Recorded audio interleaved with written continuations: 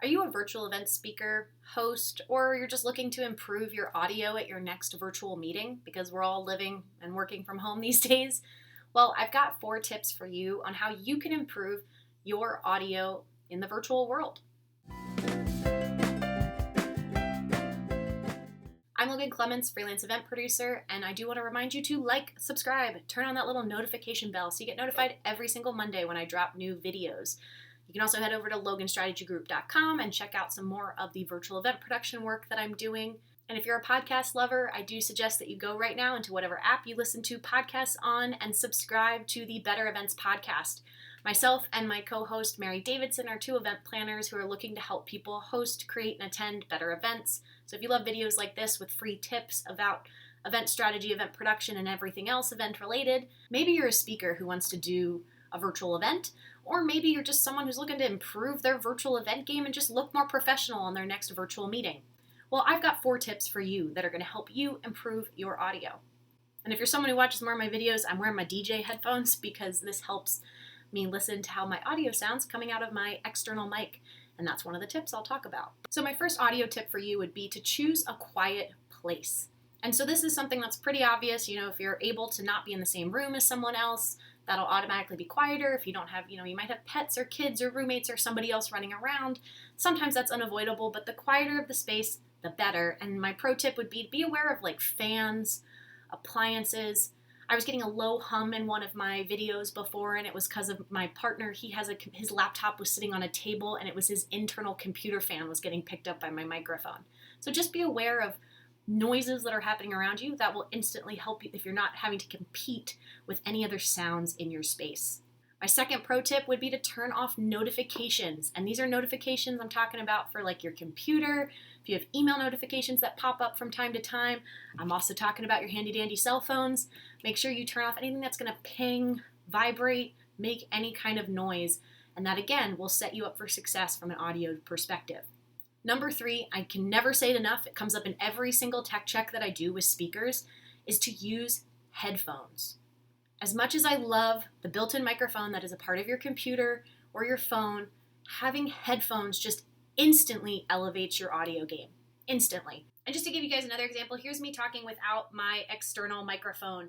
I'm just talking to my computer audio, and I am standing pretty close to it, so you hopefully should hear me pretty clearly, but you also might hear just a little bit more echo with the room. It's not as focused as when I'm using my external mic, so there is a big difference when you're using a microphone and not using a microphone. And again, to remind you, these headphones don't have a mic on them. They're just for listening and to look like a late night DJ. But again, I can't stress it enough how important it is to have headphones and headphones that have a microphone on it, because your computer audio, while it does work for, getting by, if you are someone who relies at all on your virtual event presence, you need to have that microphone component. So this is where headphones can really, really help. So what you want to do is make sure you have headphones, and really hardwired headphones are going to be a game changer. Anything that plugs into your computer is going to be a more reliable audio source than Bluetooth headphones. Now, I'll admit it, I use AirPods. I have them. I use them for calls. It's great because they're hands-free and you can walk around and not have cables everywhere. But I use those for calls, not really if I was doing any form of presentation, because one of the things you'll notice is it does change your tone of voice. And so what I say is it makes us sound kind of tinny, like we're on the phone. If you've ever listened to a voicemail you've left someone, or recorded a voicemail somehow and someone played it back for you, you'll notice your volume is good and your clarity is good, but often your tone, your pitch and your tone will be taken out of it. So if you're able to hardwire in, I tell speakers all the time, really, the $10 headphones that you get at a gas station will infinitely increase your game. I'll put a picture over here. You can see now of the wired headphones that I use day in and day out, and I will link below. One, I love them just because they control their audio levels, so I feel like I'm saving my ears. I don't actually have to have my volume very high on my computer to hear people really clearly. But you do see on those, they have that little black box that is the microphone.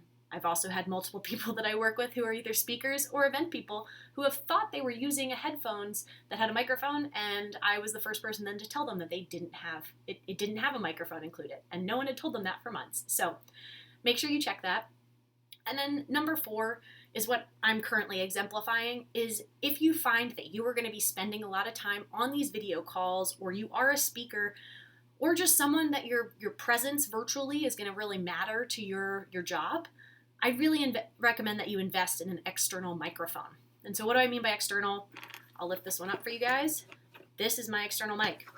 My external mic plugs into a USB port into my computer. And the cool thing on here, it enables me, I can mute myself, I can control the volume, I can plug headphones into my mic, which is what these red headphones are actually plugged into my mic, not my computer.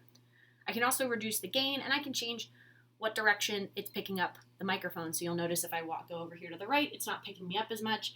If I go over here to the left, it's not picking me up as much. So external microphones are going to increase your game. I'm telling you, the minute I did it, I keep joking, I have like an NPR voice when I get very close to my microphone. I'm not going to do that the whole time, but it does really change and make a difference. And for me, the biggest part is it just helps me actually sound like me and sound like I would in person. And so I'm going to link below to the microphone I'm using, which is the Blue Yeti. I bought it several years ago before COVID and was going to do a podcast with it, and it's been a lifesaver in terms of just upping my virtual presence. I also have a friend who uses a different kind, so I'll link there. And those are going to run you anywhere from like $50 to $150, $200. But even the $50 ones I found are just going to like really take you over the top. Because my favorite thing that I keep coming back to with virtual world is like so many people, if they can't hear you, they can't see you, they're going to have issues. And so whether you're a speaker or you're just someone who just wants to be noticed at your next virtual meeting, having good audio quality is going to help set you up for success. It can't tell you what to say, can't tell you what to do, but it will make sure that people can hear you when you want to be heard. So I hope that helped with troubleshooting any audio issues you're having, or if you're just looking to level up your game, because there's so many little tweaks that you can make. And it's really, if you only learned one thing from this, I hope it's that you go out and buy headphones that are wired. Bluetooth are great. My other caveat with Bluetooth, though, is they can disconnect. And if you're a tech person, you understand that cables are annoying to have cables everywhere, but they're reliable, versus if you're on a Wi-Fi connection, your Wi-Fi drops out, or Bluetooth and the Bluetooth drops out, your headphones could all of a sudden disconnect. I've never had that issue when it comes to wired headphones. So please, again, I'll go back to the one thing you learned from this video is that you need wired headphones. Go do it. That's all I got for you folks. Hopefully you learned something about how to level up your audio for your next virtual meeting or virtual event. I'm Logan Clements, freelance event producer, and this has been another installment of my favorite tips and tricks when it comes to event planning, production, strategy, and running your own business. I'll talk to you guys again next Monday. Bye!